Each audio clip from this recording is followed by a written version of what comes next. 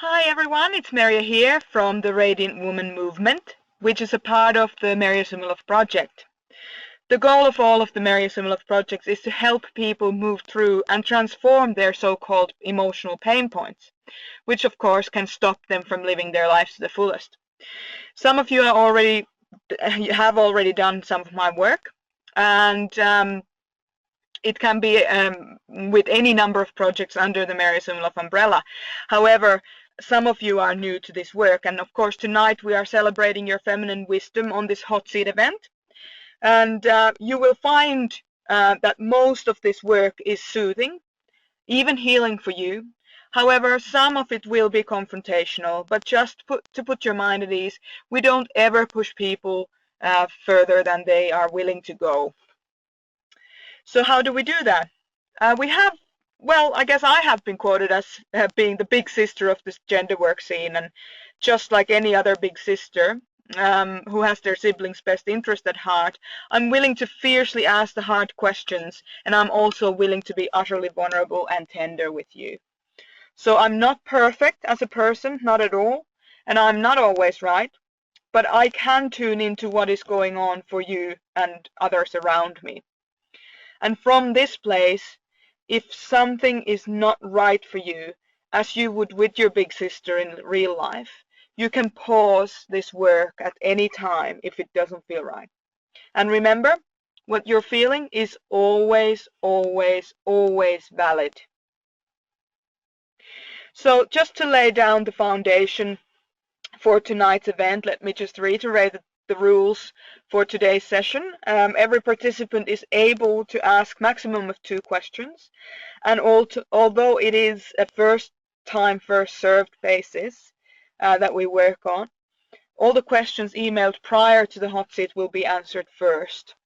As each hot seat agenda is generated by your questions, no 2 sessions are ever the same, which makes this work very, very special, of course. So let's get on with your questions. Okie doke. I have one here. Having been to your workshops, I've experienced your heightened intuition in person. I find it translates even when you're not in person with me, so over the phone, for example. I keep wondering how you are able to do what you do so precisely and joyously, and if we all practice the skills, could we all learn to do what you do? What a great question.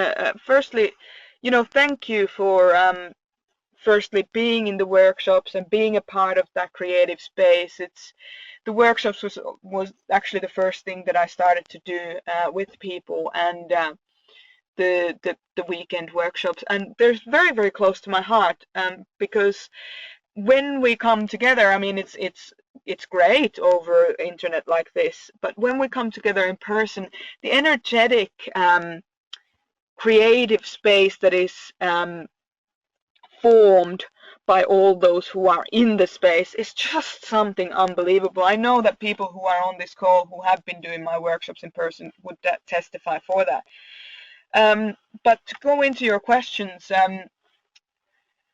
you were saying, I keep wondering how you're able to do that so precisely and joyously, and if we all practice the skills, could we do the same? Could we learn to do what you do? Well, let me just put a little preface to answering this question to as much detail as I possibly can. Firstly, I want to say that yes, everyone can do what they want to do in life if they are committed to allowing themselves to learn those skills or to acquire those skills. So the answer to your latter question as a rule is yes. However, there's kind of something that answers the 2 questions in one answer, and that is that I am if you're familiar with the Myers-Briggs typology, you can look it up, and or even the Enneagram type. But let's talk about the Myers-Briggs. I have this availability of space that I create for myself in order to really tune into what other people are going through. So it my type in the Myers-Briggs is INFJ, and it's the rarest personality type on the planet. It's about 1%, less than 2% of the world's population are this type. And therefore, a lot of the time, this type is being called, psychic, or this kind of freakishly able to read other people's minds and stuff like that. But it's not actually like that. There's a lot more scientific explanation to what I do than what most people believe that is there. And because there is a lot more scientific explanation there than most people believe, it's actually quite easy to explain and can be learned to a large extent. Firstly, what happens is that you need to learn to, and this is something that comes really naturally to us, to this type, you need to learn to read people's micro movements. I'm not just talking about body language, I'm talking about the tiniest facial expressions that they express. And you need to obviously have a lot of mileage to know what that particular facial expression means, and so on. But what my type is particularly good at is reading the energy of the people. So it's not even the micro movements of that person on a physiological level. It's the psycho-emotional reading of the energetic level that whoever that person is in the presence that we are in, what they're showing, and then taking that and translating it into what it actually means, and then interpreting that translation to that particular person. So it seems like we're reading your mind, and it seems like we're psychic and all this kind of thing, but it's actually just hours and hours and hours and thousands and tens of thousands of hours of natural mileage of reading that because of our personality type. Now, it doesn't mean that you can't learn it. It just may mean that you have to work extra hard to get to not necessarily as good results as this particular type with these particular abilities. Now, you're saying that I do it so precisely and joyously. Yes, because I have, as I said, tens of thousands of hours of doing it, and I do it even subconsciously. I'm doing it whenever I'm in the presence of another person. So I'm always doing it all the time. And when I'm not with other people, I do it on myself. So I'm monitoring constantly on my energy levels, on my spirit level, where am I at, what's happening for me, what do I need. You remember, some of you have done this work, so you probably remember the two questions. How am I feeling right now, and what do I need right now? Those are questions that I came up with because I was looking for self-management techniques. How do I maximize where I'm at any given moment, and how can I move through things without getting caught up in maybe the emotional aftermath of what that particular thing may have meant in the past. So it's a little bit of so I'm opening the door a little bit into my psyche and how I do this work, and why I'm so good at it. And of course, there's no reason to, when you're really good at something and you do it really joyously, there's no reason to say that you're not good at it or try and play it down. The bottom line is that I am wired to be good at that particular thing, which is to have a heightened sense of intuition and translate that to the person who's with me. That's just how I'm wired. So, but the thing about it is that, so to go to your second question, can we learn this? Can we all learn this? Well, you can to a certain degree, but my question to you, or my counter question to you, would be, why, if you're this type, then sure, absolutely, run with it.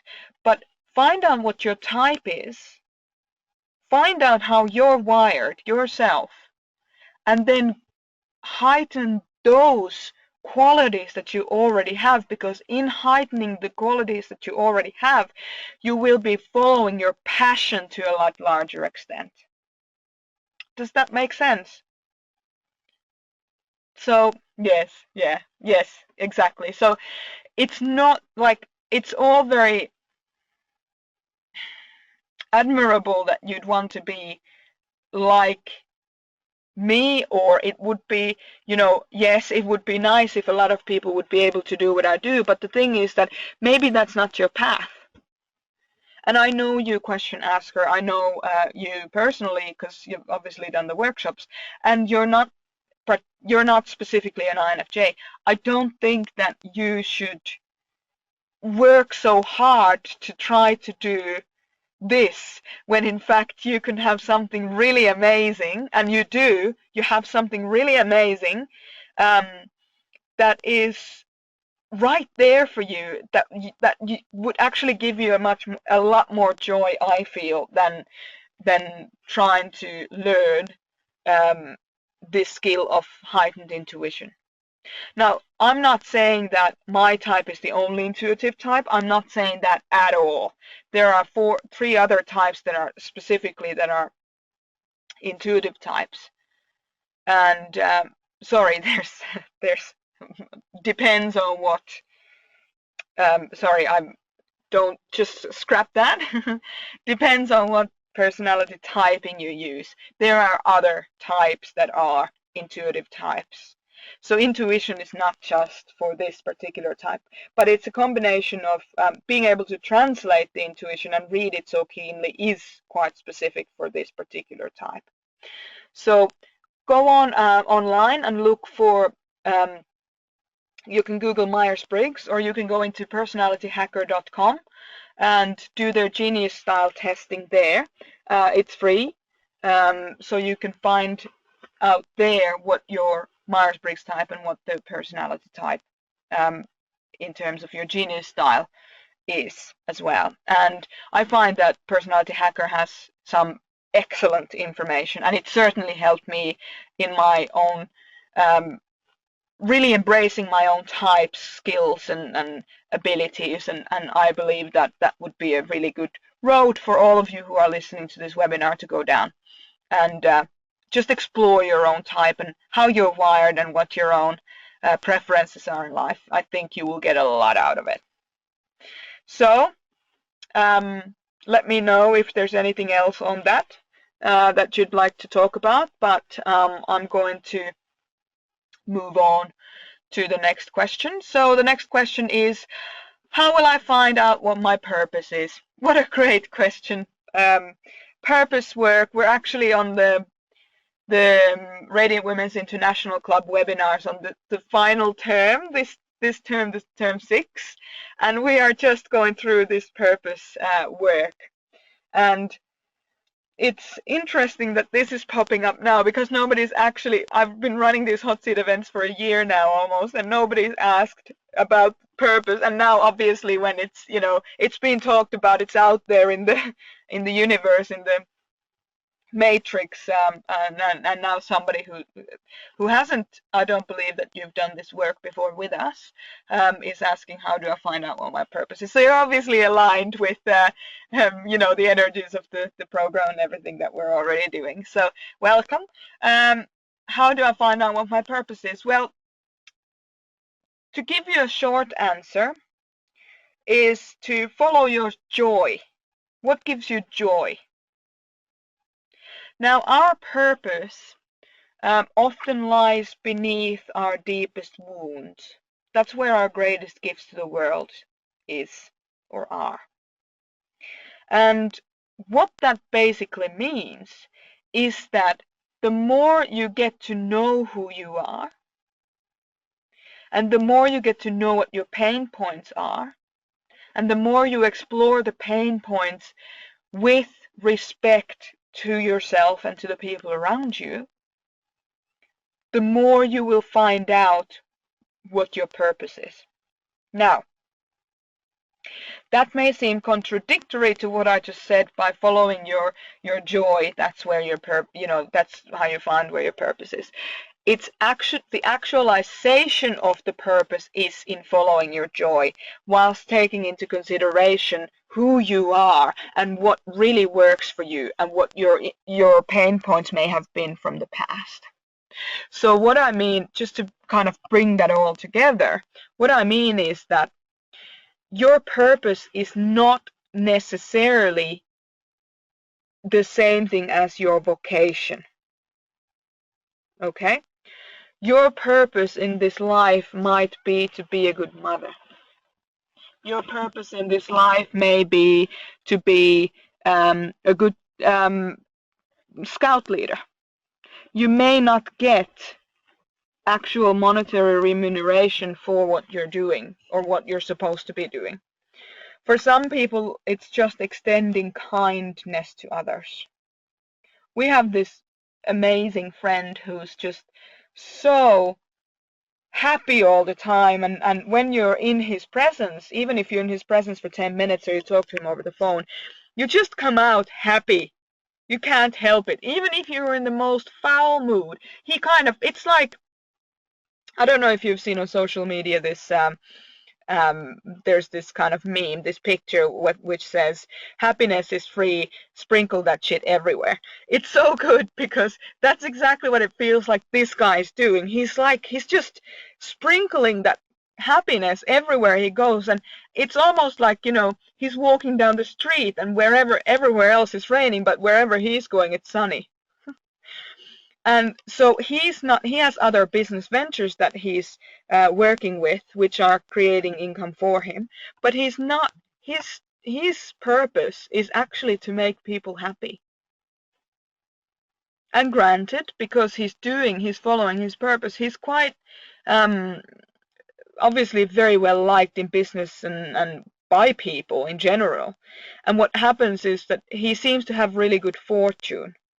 But that's the same thing with everybody who's on purpose. I really recommend that you go to a website called Genuine University, and the university is spelled with Y-O-U, like you, university.com, and go into the webinar page on that website. Over there, you'll find a webinar called Demystifying Purpose. I think it's the first webinar actually on the page, or number one webinar. And check that out, because that will actually explain you the technicalities of purpose and how it forms, what the main problems with people following their purpose might be. But also it'll explain to you the purpose perpendicular point, which if you understand the purpose perpendicular point, you will actually get a lot more practical application to your search for your purpose. So I really recommend that you go to genuineuniversity.com and check out the webinar section, Demystifying Purpose. This webinar, incidentally, the person who runs the Genuine University, or who's the founder of it, is my life partner. But this is not the reason why I'm recommending his work. The reason why I'm recommending his work is because he's the top purpose coach in the world. So you'll hear it straight from the horse's mouth. So go there, find that out. But just to give you, from a creative feminine point of view, just to give you an answer to your question, how will I find out what my purpose is? Don't be afraid to go into your wounds. So don't be afraid to do your personal work and find out what lies beneath that. You'll find that there's a common denominator, and instead of it being something specific, it's more an essence, it's a feeling. And then when you start expressing that feeling or that essence in your life, that will give you a lot of joy. But you can have a bit of a shortcut into it by just following your joy and finding out what you really love about doing what you're doing that's giving you the joy. So that's the easiest way to find out what your purpose is. We can have different kinds of careers and so on, and we can have different kinds of hobbies and whatnot, but really what it comes down to is all of those things have a common denominator. Everything you've ever done in your life that you've enjoyed or at least appreciated will have a common denominator, and that is actually often what your purpose is. So you're probably already naturally doing something. For some of us, it's, saving animals, rescuing animals, or for some of it is us is walking in nature or painting watercolors. For some of us, it's really like not like for me, my purpose is deliberately to not save people, but to help them, guide them home to themselves. So for everybody, it's not this massive big thing. For some people, it's just, as I said, painting with watercolors. And when I say just, I don't mean that it's irrelevant. I mean that it's so simple. It's not a complicated thing necessarily. Okay, thank you for that question. And again, just write down in the question box or in the questions box if you need clarification on anything. But I believe that it's quite thorough. But yes, as I said, check out Genuine University, youniversity.com, and the webinar there. That'll really give you a lot more in-depth information on your question, and that's all free. Okay, yeah. So the question asker just said that's plenty of of information. Thank you very much. Thank you for asking that question. That's a great question. Okie doke. I'm just gonna have a quick drink. As you can see, I'm not really, I don't pretend to be perfect, not at all. I'm running a webinar, I'm talking a lot, I need to drink in the meantime. So if you're doing work with us, and for those of you who haven't been with us before, we're really real people. Sometimes we make mistakes, and sometimes we, apologize to people for making those mistakes, and sometimes, nobody's ever perfect. So that's the starting premise for everything. Okay, let's move on to the next one. Okay, I am having a lot of difficulty with my inner criticism. How can I get rid of that pesky voice inside my head? What a great question. Oh my gosh. I'm sure everybody can relate to this this pesky voice that's inside of all of our heads telling us, we're not thin enough or pretty enough, or we binged on chocolate, or we drink too much coffee, or we don't exercise anywhere near enough. Can you give me an example of what exactly is going on for you there?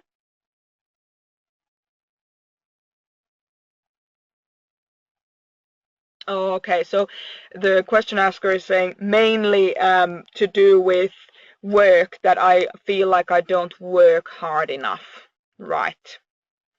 Well, can I just ask quickly a couple of qualifying questions? Number one, um, what, how much, like, what is your, do you work for other people, or do you have your own business, or what do you? Okay, own business. Okay, and do you have kids? No kids. Okay, and so how many hours a week do you work in average?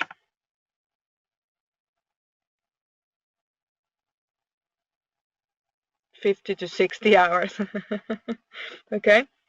But sorry, the reason why I'm not laughing at you. I'm just, I can relate to what you're going through, because I myself had very similar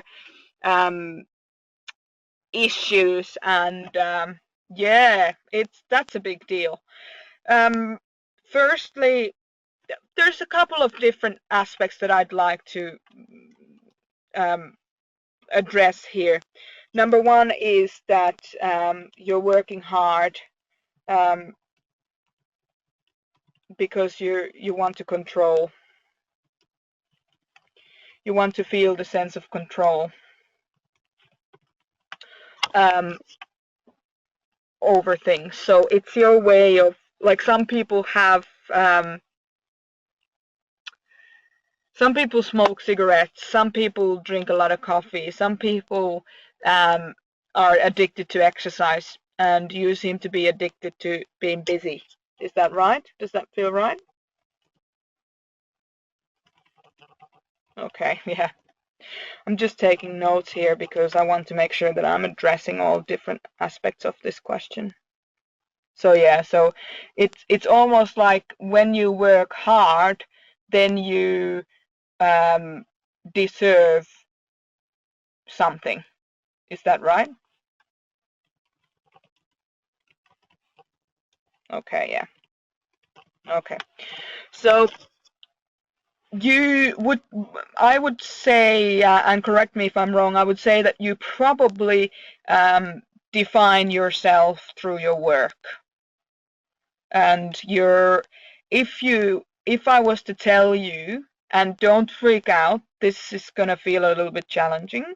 If I was to tell you that from tomorrow onwards you don't get to do your work anymore, you just have to you can't work anymore for whatever reason, you can't work. It's probably gonna freak you out, and you're gonna feel like you're losing control. Is that right? Yeah. Okay. Yeah. Great. So we all have our little things that we do to try and feel like we're in control. Okay? So you are not in any way broken. There's nothing wrong with you. I want to be really clear. The fact that you've asked this question makes me think that you're really brave. But to address the actual underlying issue is a little bit more complicated than just answering, well, do this and then you'll be fine. Because there is something that is driving your need to work. Exactly the same way that there's something that drives people to drink or smoke or to do excessive exercise. Okay? So there is an underlying sense of feeling out of control a lot of the time. And the way that you've learned to control things is by working excessive hours. 50 to 60 hours a week is a lot. And tell me, are you making what's your average income that you're making with that kind of hourly rate? $5,000 a month? Okay, yeah. Look, it sounds to me that you you probably have two different things going on. A couple of different things. One is, well, you're addicted to work. That's fine. Number two is that you probably actually define yourself by being busy, meaning diverting your attention away from what the actual specific tasks are that you need to be doing, the revenue producing tasks. And the reason why I'm able to talk to you about this in this way is because I also run a program for business people. It's called Cocos coaching or Cocos networking, and the whole premise of the Cocos is that you are focusing on what is actually bringing the money in and how you're doing it. So you need to have a certain level of consciousness and certain level of kindness to be working with me with the Cocos method. But you need to it sounds to me like you just want to look after everybody instead of focusing on your work. Is that right? Would you say that you're doing a lot of things for other people for which you're not being compensated? Yes, okay. I can feel what you're feeling, and it engages something in me because I've certainly gone through the similar kind of challenges. And yeah, so I think what you need to what you need to realize is that you are part of everybody. Okay? So you want to look after everybody. You are part of everybody. Oh my God, yes, she says. You are part of everybody. So the whole point of looking after yourself first, you know the saying charity starts at home. So when you look after yourself first and then you overflow all the goodness and the kindness and the helping of other people, then you will make sure that you are in a position of sustainability when it comes to helping other people. So when you give to yourself first, it will always be more or less sustainable for you to give to others as well. So you don't compromise yourself when you're giving to other people. Does that make sense? Yeah. And of course, the next thing is, which is something that I wanted to also say, is not just you work hard because you want the sense of control, but also you're not working smart enough. So yes, other people are taking attention away from your work, and that's the main thing when you're wanting to work smart, is build yourself up first and then help others. So that saying in airplanes when they say if the oxygen mask appears, put your own one on first and then help others, because obviously if you help others then you'll pass out and you'll be the one that they'll have to carry. So you'll do a disservice not just to yourself but to other people as well. And working smart enough is, number one, look after yourself first. Number two, focus on revenue producing activities. Number three, work the system. Go on to this webinar. It's not unusual for me to give all these resources, but this is I have amazing set of resources that I can tap into. I'm so blessed because I've done a lot of personal development work myself, and I'm able to find out what really, really works. And when something really, really works, I want to tell everybody about it. But go on to workthesystem.com. And from there you'll get a free audiobook. At the moment, at least, it's now 2005, 31st of May 2015. Sorry, 2015. Go on to workthesystem.com, and at the moment they have a free audiobook available for people who will share the link in their social media, Facebook or I think Twitter or something, or LinkedIn or something, and go there and download the Work the System book and listen to it, or get the PDF if you like reading. Get that, Work the System, and begin to work the systems of your life. What I mean by that is that you systemize everything. So you're in business, and you're finding that you're not focusing on the revenue producing activities. Single out what they are and then build systems around them so that they happen either automatically or semi-automatically. Do you have staff? No. Okay. So begin to write working procedures for your business. Obviously, you need to have like the bigger view of where you're going and the what a lot of people call mission statement for your business. I don't particularly like mission statement because it's not necessarily a practical, but there's Work the System uses the term strategic objective and operating principles, and between those two documents and then your actual working procedures that you'll write, you'll get so much clarity on what's happening in your business that when you get to do, and you only write the working procedures and things that are reoccurring things, like for example writing checks for payments or doing online banking or whatever. If you just jot down 1, 2, 3 how you do it and what you do, it takes the confusion and to having to remember those things out of your head, and it puts it on paper. And then when you book in your bill payment time for every week or every month, however often you pay it, you will all you have to do is open this document in your computer, and off you go, follow 1, 2, 3 steps. You don't have to. It just takes away the mental clutter of having to remember everything. The same thing with booking events. 1, 2, 3. What do you need to do to book events? But really start with just go on to workthesystem.com and just check out the book. It by Sam Carpenter. Excellent, excellent book. And other people who, other kind of business leaders that I follow, there's one other, J.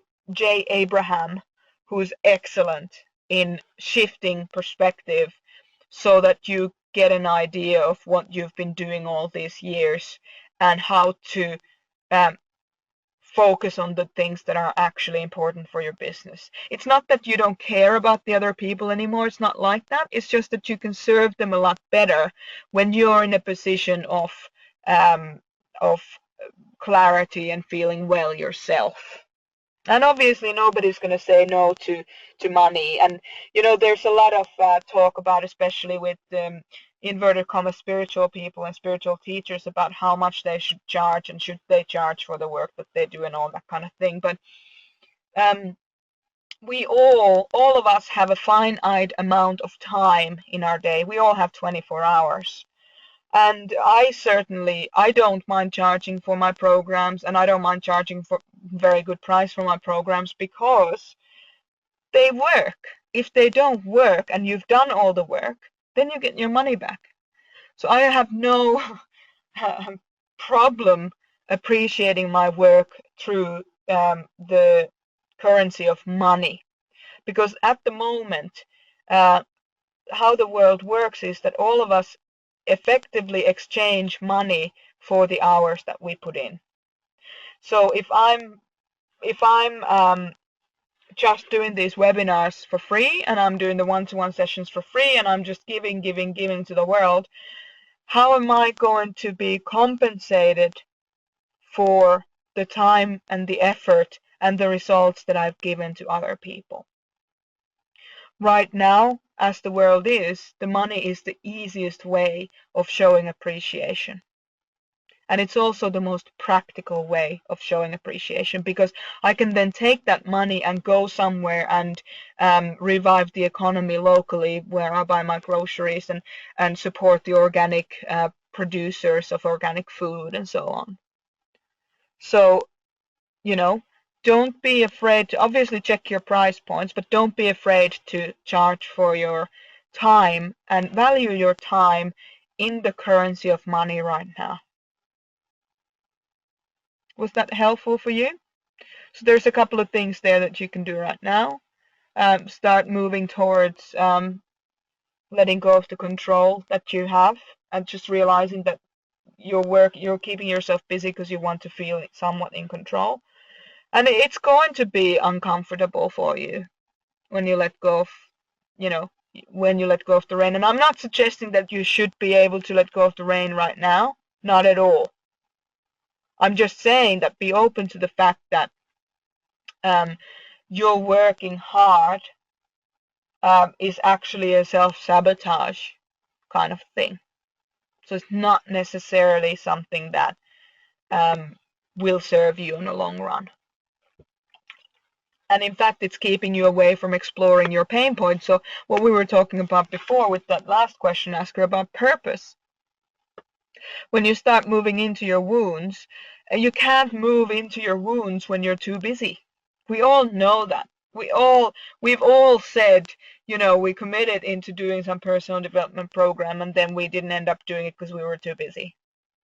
And in the meantime, we denied ourselves a possibility of exploring a journey.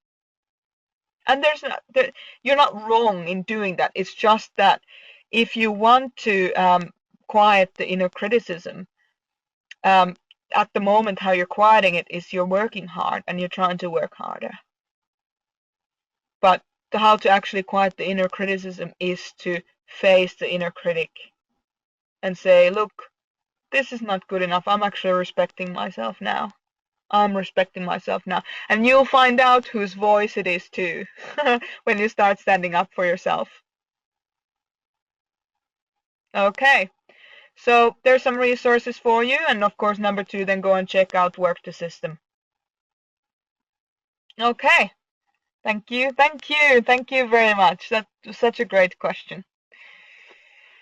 All right, so moving on to the next one.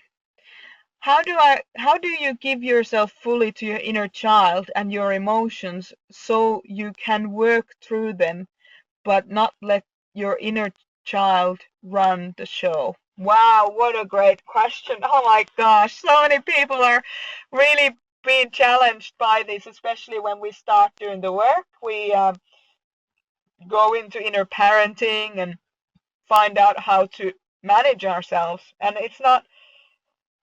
I'm not saying manage ourselves to indicate that there's anything wrong with us or that we don't want to explore the full truth of who we are. Not at all. The opposite, in fact, is true.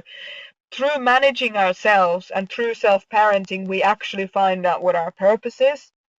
We find the relationships that we've always yearned for. Um, the, they're just everything kind of arrives when we begin to parent ourselves. And in the beginning, it's a shit fight, right? So I want to be really clear that if you're having difficulty, if your inner child is taking over, that's really normal, especially in the beginning of the journey. And of course, like any other work or any other approach, what's really important about the inner parenting work, the inner child work, is first and foremost that you recognize that you have an inner child. Because a lot of people, we're so used to denying the inner child. We're used to denying that we have one because we didn't even know about her, that we tend to just forget about her, especially in the beginning of the journey, and then chuck her in the corner and she's there and she's all abandoned and stuff. And in the meantime, we're feeling abandoned by other people, but it's actually because we're reflecting back, or the world is reflecting back to us about what we're doing to ourselves. So how to give yourself fully to your inner girl is really um, a good question, because it almost suggests, the question almost suggests that if we give to our inner girl, it's inevitable that she'll run the show. And actually the opposite is true. When we really recognize our inner girl, in the beginning, it's going to be hard because she's going to want, because she's finally getting a voice.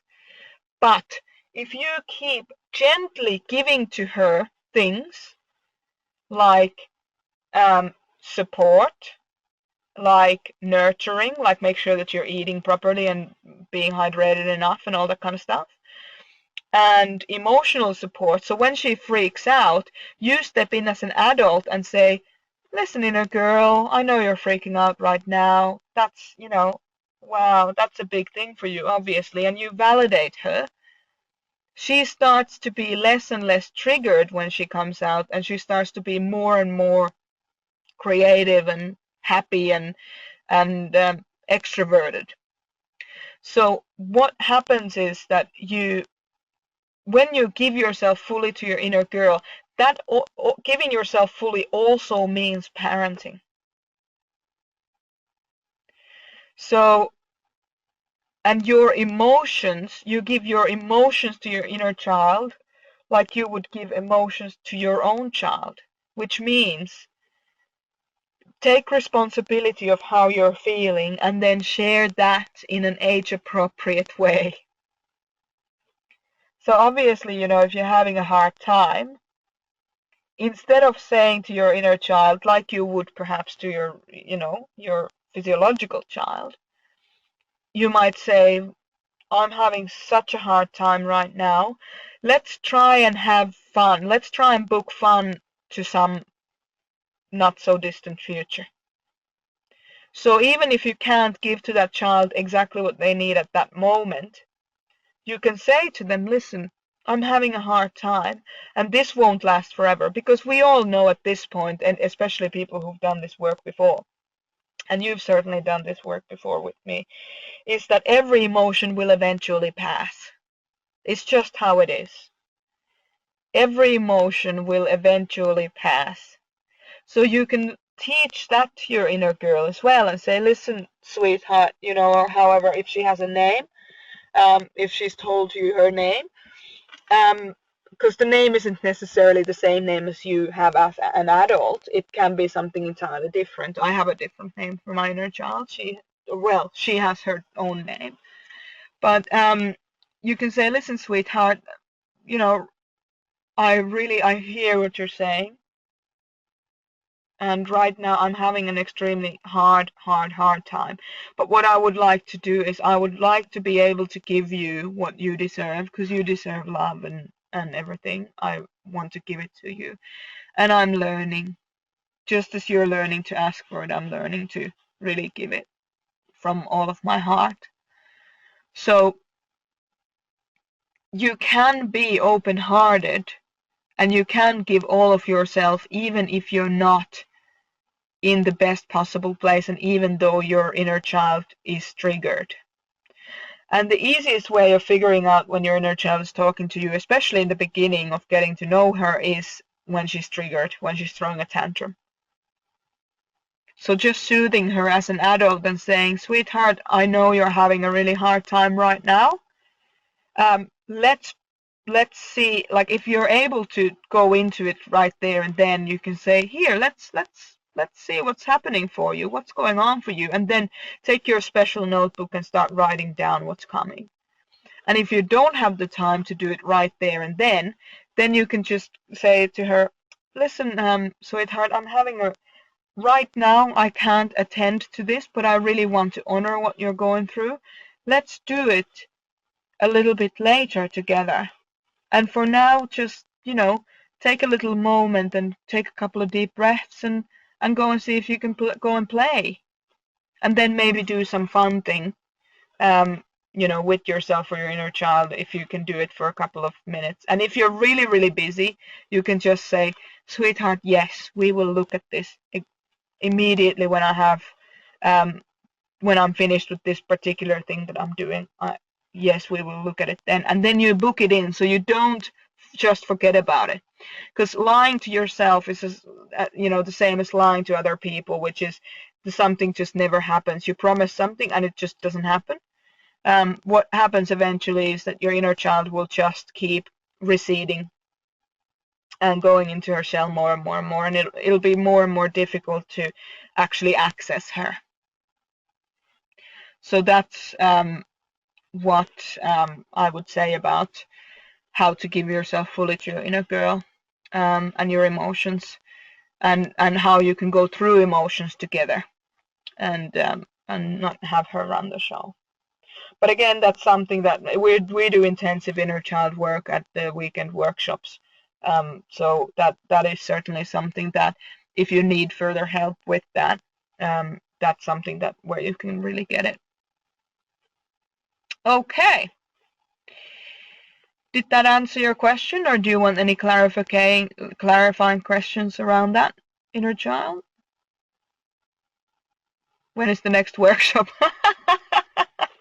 It's now May 2015. The next workshop is in Australia on the 16th and 17th of September 2015. I'm actually running very few workshops this year. Let me double check that date,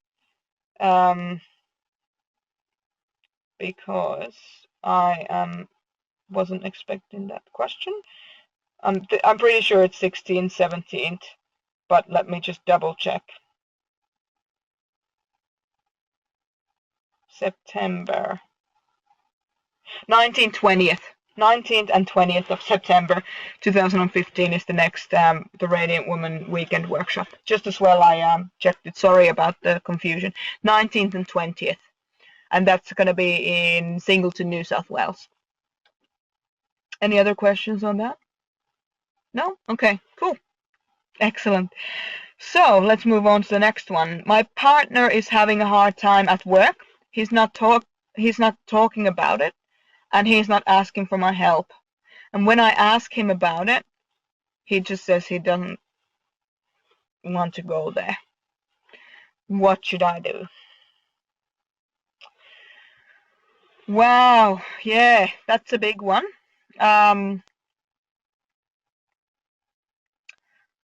Yeah. he. Okay, so it's a male. Is he predominantly masculine in his sexual essence? Yes. Okay.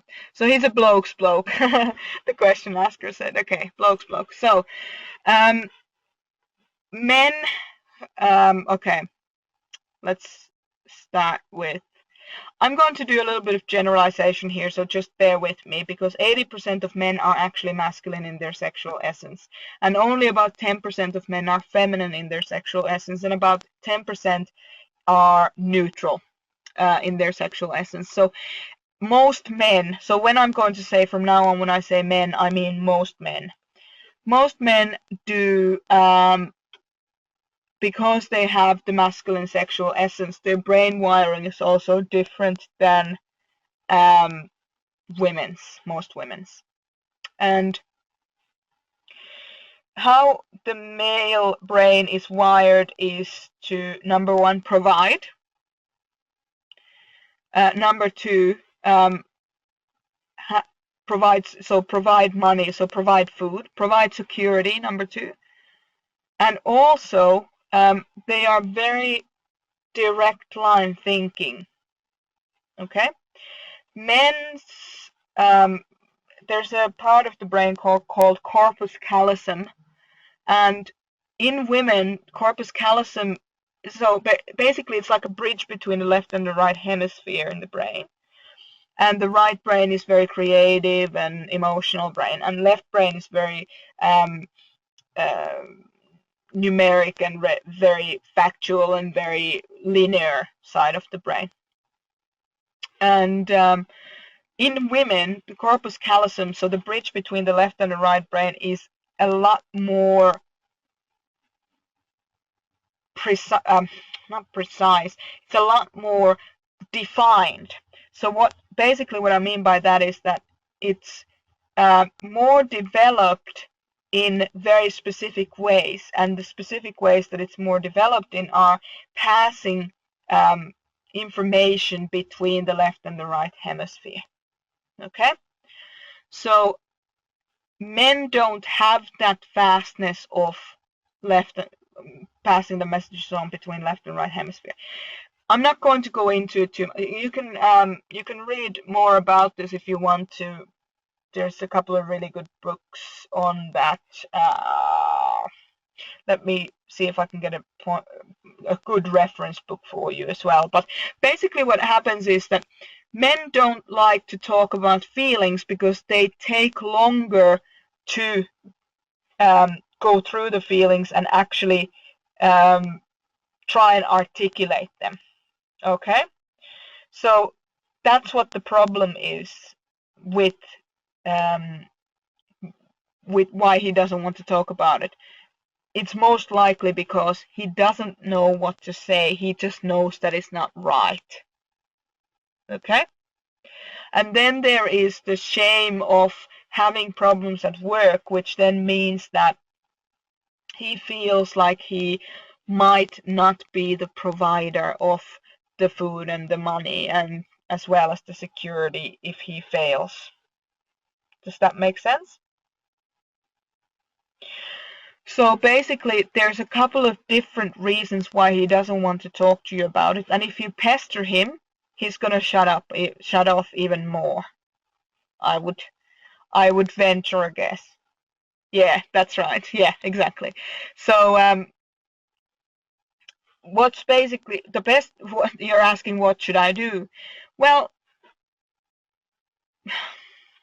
how it feels for him is that you're trying to corner him for answers. That's probably what he's feeling. He said exactly those words. Yeah. so what he's feeling cornered, and so obviously you can't you just won't have that. He'll already feel like you're not on his side, that you don't have his back, that you're not supporting him in when he's trying to support you. Does that make sense? So what's happening is that you're basically, without knowing, you're sabotaging your relationship by trying to offer him support when he doesn't want it.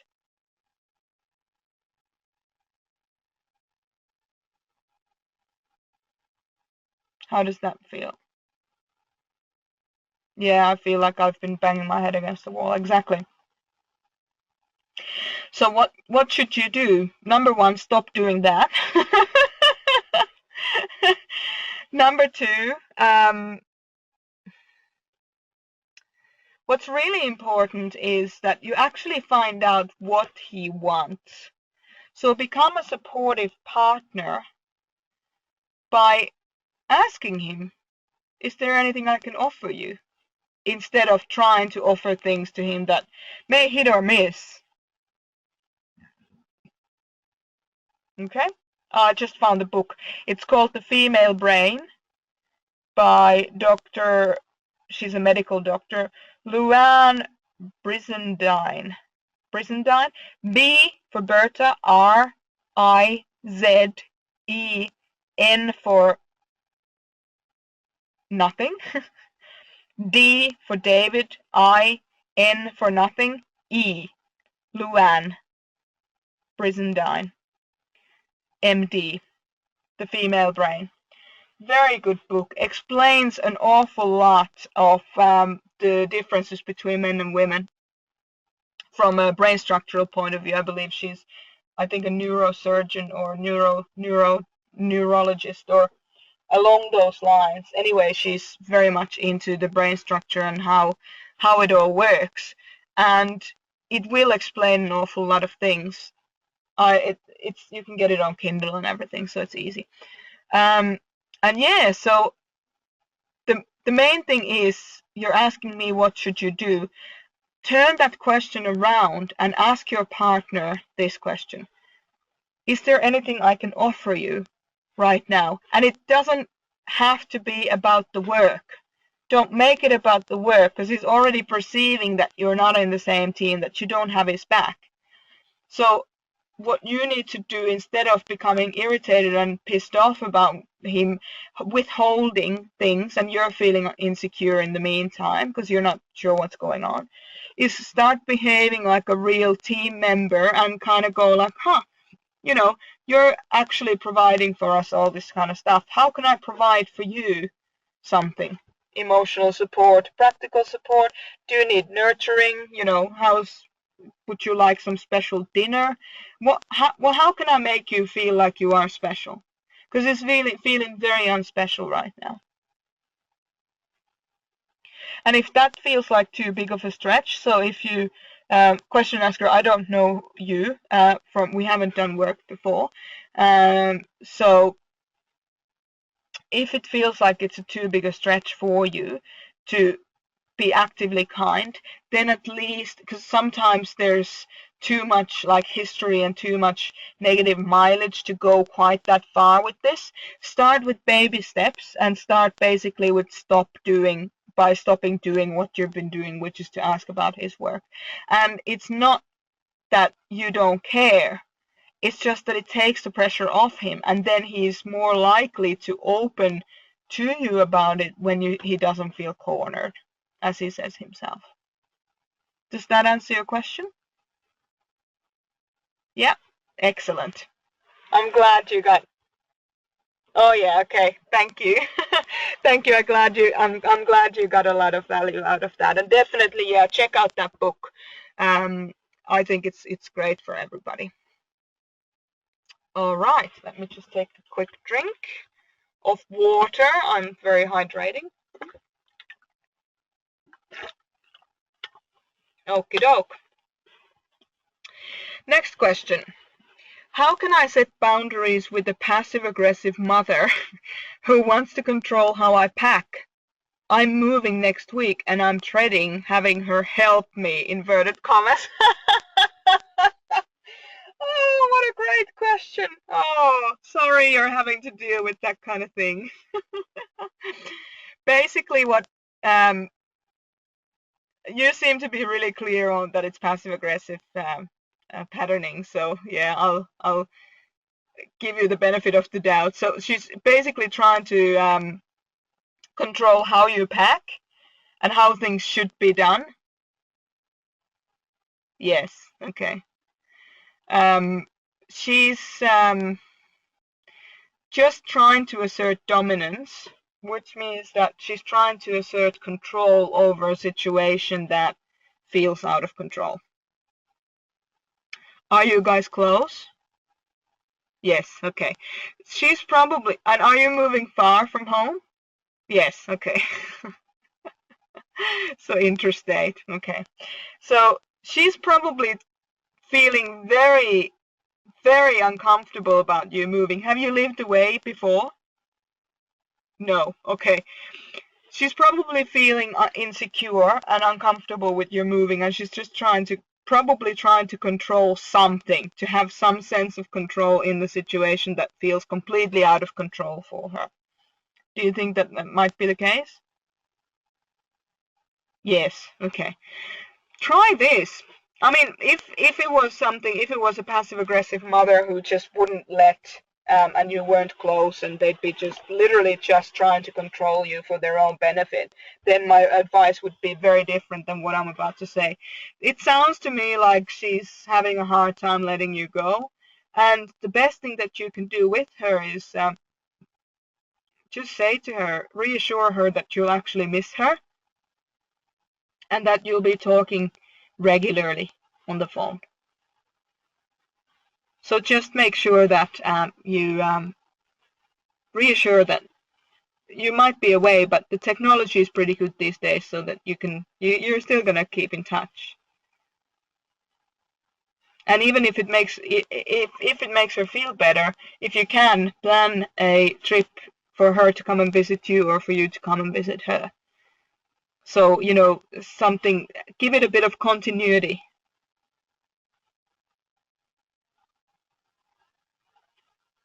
And if it was a passive-aggressive mother who just wants to do it for control, not because they really care about you, but because they're just addicted to controlling things, then the good thing that what you can say to somebody like that is, if they're offering to help pack or whatever, you can say, yes, you can help, just so long as we're doing it my way. Now that might be a little bit confrontational, but you can say, listen, it's my house, I'm the one who's moving, I need to know where everything is, and I need to know that everything is packed the way that is appropriate for those things. Just because you feel that you know better doesn't actually mean that you know better how my stuff should go. And you can help if you're going to help me the way that I need to be helped. But if you don't want to help me the way I want to be helped, or I need to be helped, then please don't help. Because your helping is not helping. And that's probably going to trigger them if they're just really passive-aggressive person. When you say to a passive-aggressive helper that your helping is not helping, they will freak out, because now they've lost all control. They've lost all leverage over you. And instead of then, you know, calming down and helping you the way you need to be helped, they'll just take off in a huff often. And you won't see them. And even if they did come back and try and assert it on the day of the move, just reiterate what you said. My stuff, my way. If you're not here to help, please don't help. Because your helping isn't helping. It's helping nobody. All right? But in your case, it sounds like she's just going to be missing you terribly. So knowing when to kind of set boundaries and knowing when to offer reassurance is really, it's really fine line. And it's, you know, it only really all comes back to your self-parenting. If your inner child is extremely triggered by somebody trying to take over your moving procedure or, you know, event, then you as an adult either need to go reassure your child and say, it's okay, this person is just having a hard time with me moving, and then the adult self reassuring the other person who's having a hard time.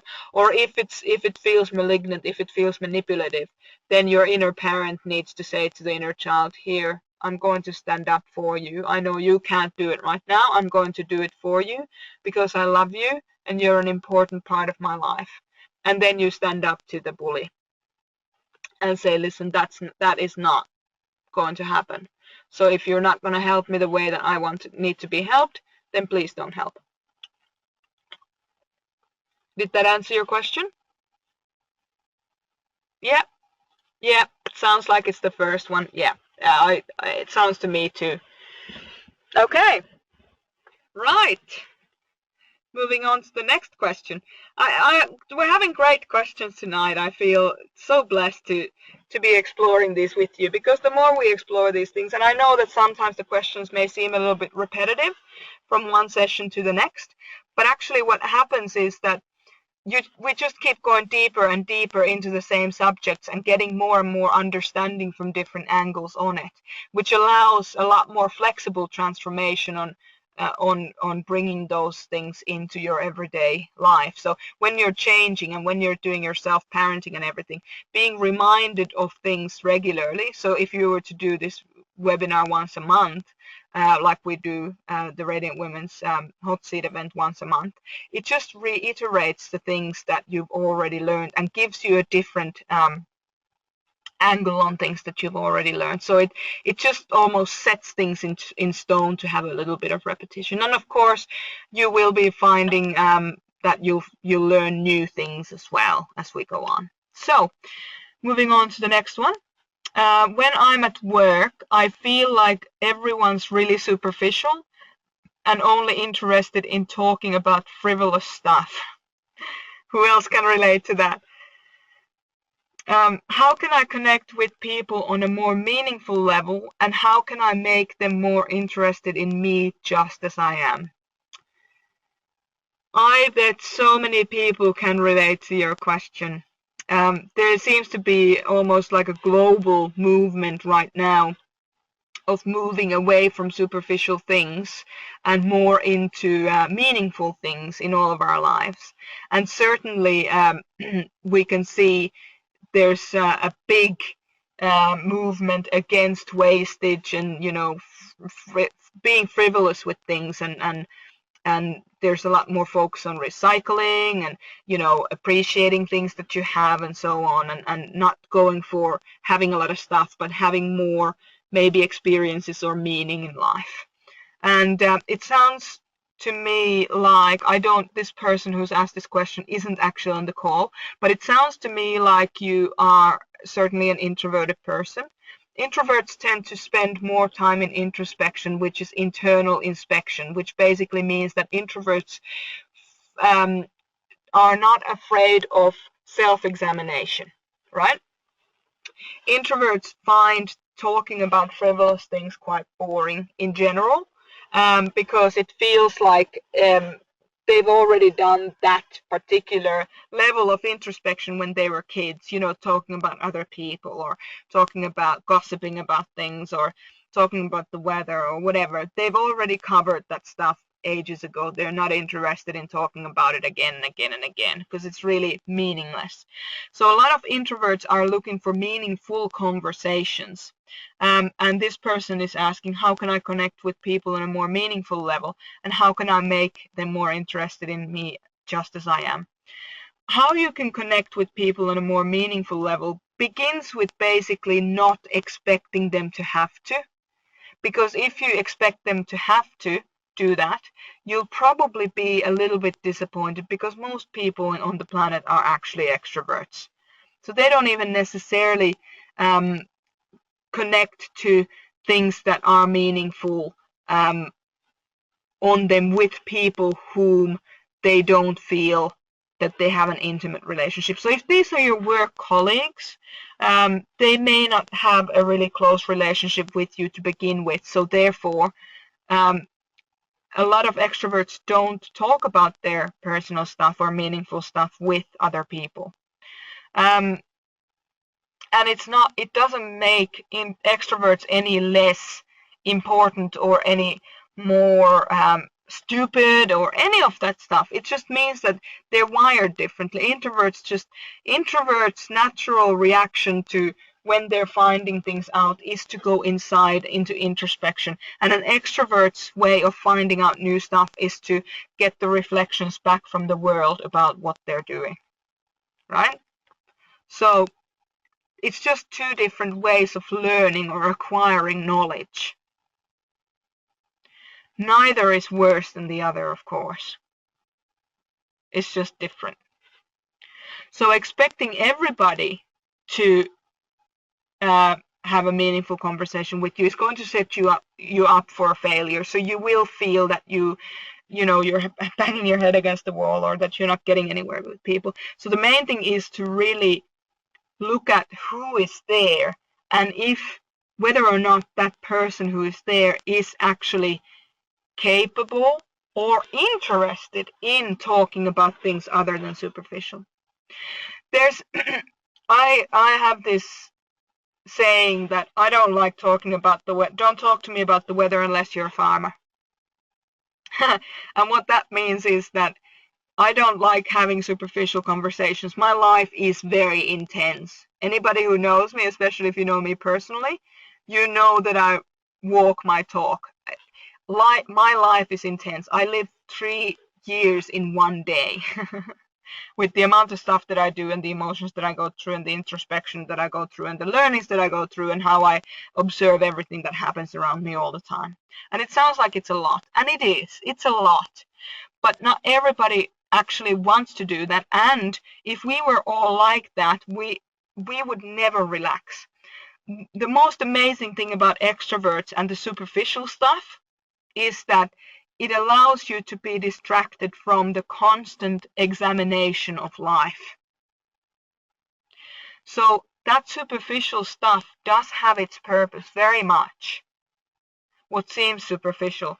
And in fact, I would rephrase it to be either entertainment or distraction from examination. So it's not all bad. I mean, yes, some of it is irritating. And as I said, I have the saying, don't talk to me about the weather unless you're a farmer. And that basically means that I don't like superficial things, but I've learned to appreciate them, to have a lot of value just as they are.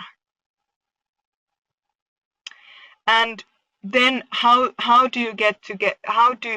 can you make people more interested in you just as you are?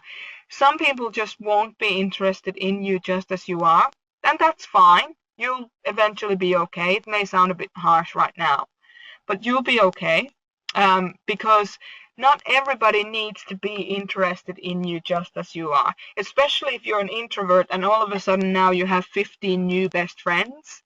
How overwhelming would that be? Okay? So the real question I feel here is, or my counter question to you is, how can you figure out who you actually want to be friends with? Who are those people who are naturally more like you? Find out the other introverts in your workplace, and then find out what their interests are and see if they match your interests. Because we're all different, and people don't go to a place of work to really necessarily get friends. They go there to, work.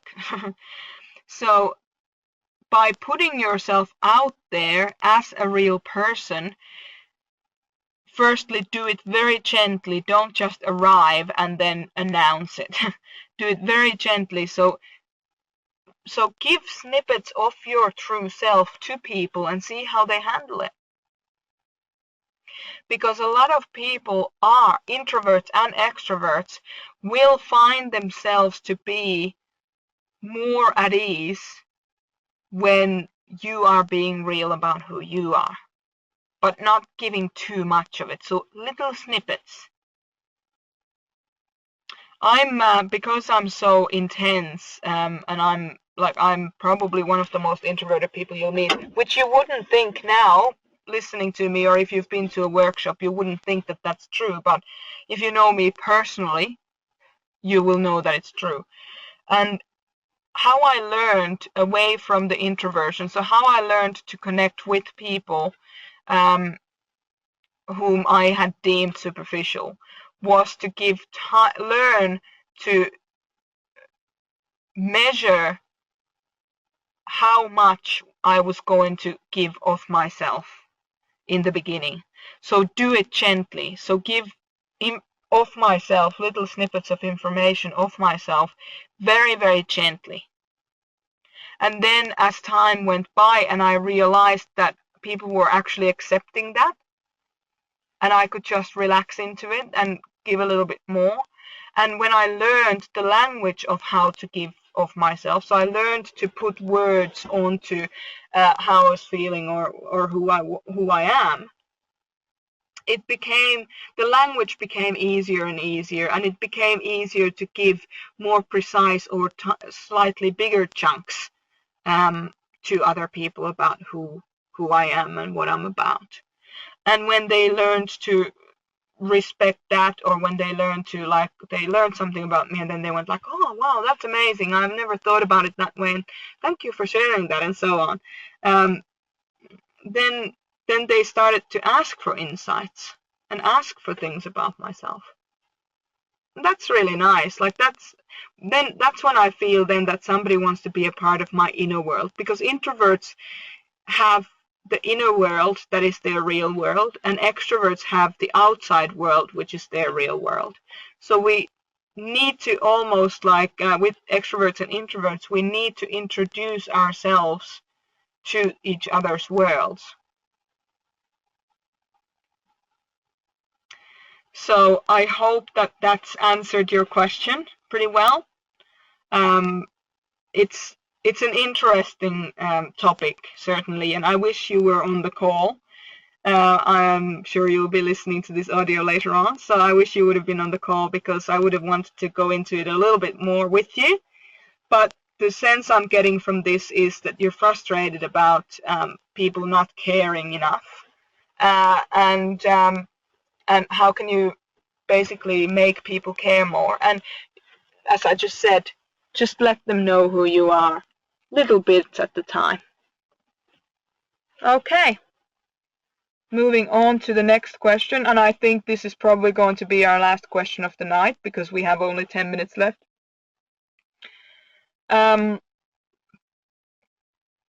So, I'm finding it hard to keep my spirits up. It's almost like everywhere I turn, someone is having financial or familial issues. How can I keep myself happy in what seems like a really negative world? Wow, what a brilliant question. Yeah, how indeed? Who else can relate to this? How do you not let other people's emotions dictate how you're feeling, the people around you? You know, I get this thing where, because I'm hypersensitive to other people's emotions, and I take them on.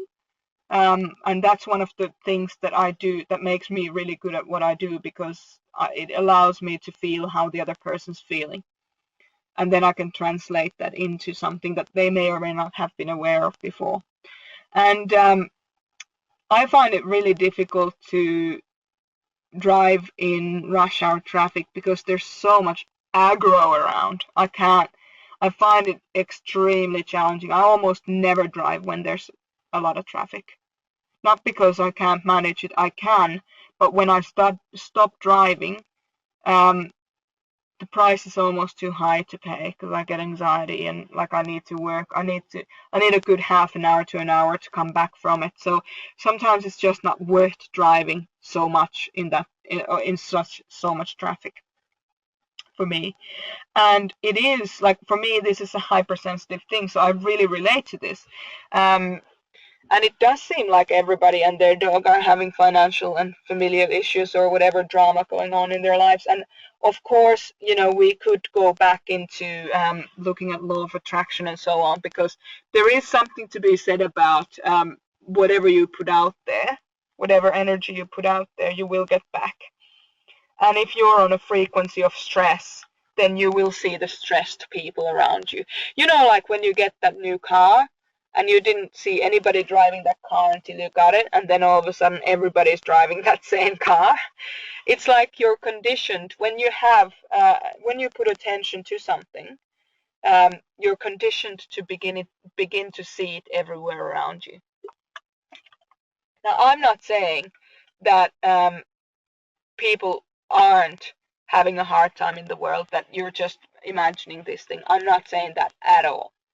What I am saying is that in order for you to hold your positive vibration, which will then allow you to see things, more positive things happening around you, it takes a lot of discipline. Okay? And there's a great teacher called the teacher, it's actually channeled information, Abraham Hicks. The person who's channeling her name is Esther Hicks, and it's Abraham hyphen Hicks, HICKS.com. If you want to look at their work, they talk a lot about, and there's a lot of clips on YouTube that you can check out. They talk a lot about holding your vibrational value, and they have this emotional guidance scale that they use, realizing what emotional state you're in right now, and then deliberately working upwards the scale to get into a better vibrational value, which then gives you a different result and a different reflection in your outside world. So that's certainly something that you can do right now. You're asking, how can I keep myself happy in what seems like a really negative world? By conditioning yourself to see good things. And I'm not talking about affirmations. Anybody who knows me knows that I'm not a big fan of affirmations as a sole way of changing your life. I think it's a good kind of it's a good thing. Affirmations are great for creating momentum into one direction or another. However, I think that in order for you to really self-actualize, you need to look at your personality type, so how you're wired, your sexual essence, so how your brain is wired, as well as your childhood issues, which underneath which your purpose lies. And then on top of that, deciding deliberately to manage your emotional state so that you keep moving towards your purpose and in life and who you are with determination. So really what it comes down to is that you need to, it's like being positive or staying positive or managing your emotions is like a form of spiritual practice. You need to do it every day. And instead of, like, a lot of religion is based on church or God saving people, this type of spiritual practice, which is building, deliberately choosing, then increasing and building the positive momentum in your life, is a daily practice, and it makes you in charge of your own journey. So nobody's saving you. There's no saving going on. So you're completely in charge of your life experience in how you want to live it. So that in and of itself gives you the whole power over your own life, and it takes away the power from a higher power or somebody else or establishment to tell you how you should live your life or what you should be. Now, I'm not an atheist. I'm not saying that there is no God. I'm not saying that there is a God. I think it's a very personal journey, the whole religion and the level of religion that you take part in. But what I am saying is that if you are a person living in this material world right here, right now, having the human issues, having the human challenges, there's a reason why you're not just some spiritual being that's, all one and all this kind of stuff. Because when you get just spiritual, you basically dematerialize from this material world, which means that you're passing on. So people talk about, duality is a bad thing. No, duality is what a human being is, because a human being is a spiritual being as well as a human flesh, blood and bones, I think, as Abraham says. We are here. We are humans, but we are also spiritual beings. So let's embrace duality and work with both the human issues as well as the spiritual side of it. So the human issues are dealt with through the gender work and the inner child work and all that, and the spiritual issues are dealt through having a spiritual practice. And if you want to be happy in life, then your spiritual practice will be practicing gratitude. So feeling happy most of the time, practicing gratitude for what you have, even if it's the fact that you have the ability to listen to this webinar, or you have the ability to Google something, or you have a job. No matter how crappy that job is, you have a job right now, and you can move on to other things, other jobs, and so on from that. So having a starting point of gratitude is very, very important. And this is certainly something that Abraham also teaches.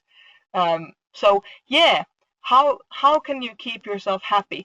By deciding that your happiness is more important than what other people are doing in their lives. That it's more important to you. Now, it's obviously not going to be more important to other people, because everybody is self-focused. So everybody else will have their own view of themselves as the most important view. So you also need to decide that your happiness is more important than anybody else's negative things that they might or might not be saying. And then coming up with a spiritual practice routine that you do something every day to elevate your level of happiness, that you appreciate things, that you listen to inspirational stories or sessions or whatever. So choose that your happiness is important, and then do a spiritual practice, even if it's just for half an hour, 10 minutes a day, whatever. Do it, and do it every day. Make sure that you're following your own sense of happiness. If you feel overstretched by other people, then absolutely claim your own power back there and then by choosing happiness again and again and again and again. Does that make sense? Did that answer your question? Great.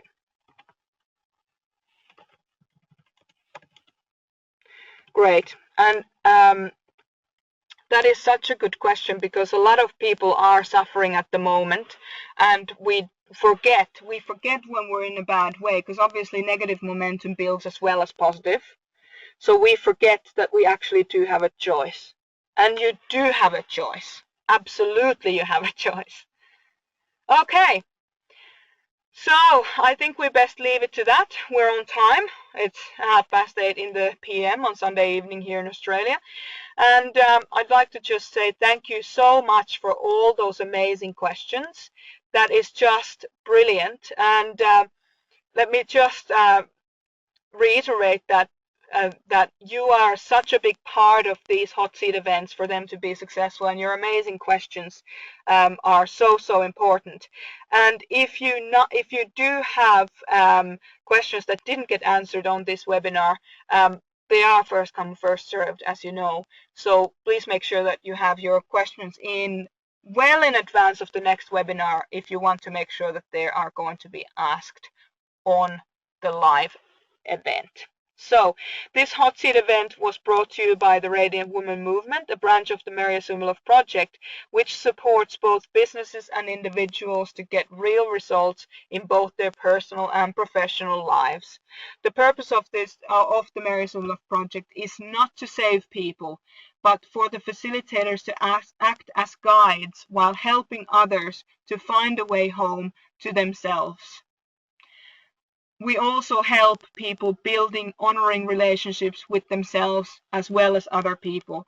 That is what we do. We don't save you, we'll guide you home to yourself if you let us. So if you like what you heard, be sure to check out merjasumiloff.com, merjasumiloff.com for our whole repertoire of our good works. So I'm hoping that you'll join us next time. And thank you again so much. A humble thank you for